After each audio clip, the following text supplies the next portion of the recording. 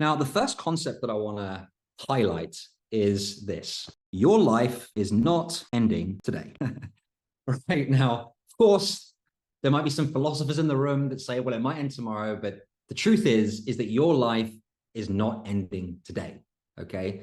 You've got a lot of life left to live, and we want you to have a beautiful, abundant, long life moving forward from today, okay? Now, bearing this in mind, your goals need to be in harmony with time. Now, what do we mean by that? Well, the first concept is that in order to live off trading, right, as a vehicle, it's going to take some time. Now, we saw some numbers earlier that can range up to like 13 plus years.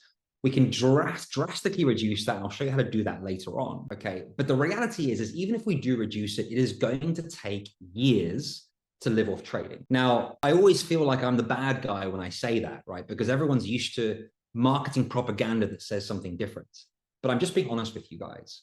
It does take years to live off trading, okay? Now, the good thing is that you've got time, all right? You may not feel like it. You're like, dude, Zach, I want to live off trading today. It's like, well, don't shoot the messenger, but you can't, okay? So the first concept is your life isn't going to end today, and your goals need to be in harmony with time. You need to have a large account plus the knowledge in order to actually live off trading. Now, what this means is, it means in order for you to accelerate this process, the first method that you need to be applying is you need proper prioritization. Now, I want to explain what this means with a quick story.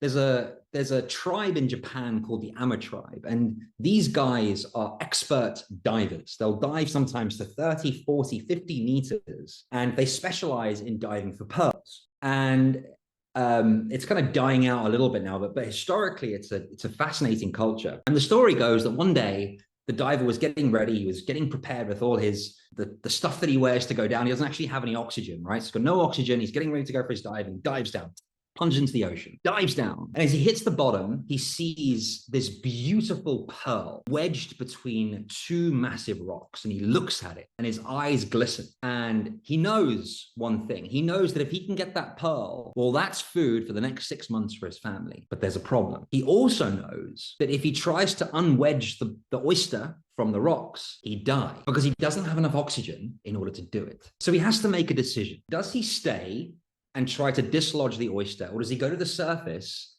get air, and then come back down? Now, this is the difference between what is vital and what is important. Now, getting the oyster and the pearl is important, but surviving and living is vital. Now, what is the most vital thing that you need to focus on right now in order to start building wealth? I want you to write this down. You need to earn, sorry, it's being a bit weird. 1 second, sorry. Write it down if I can write it down. Earn more than you need. Okay, that's the first thing you need to do. You need to earn more than you need. Now, on the spectrum of what's important, right, you may be like, well, it's important for me to get a live account and practice right now. It's like, no, what's vital right now is this, right? Your first priority is to earn more than you need.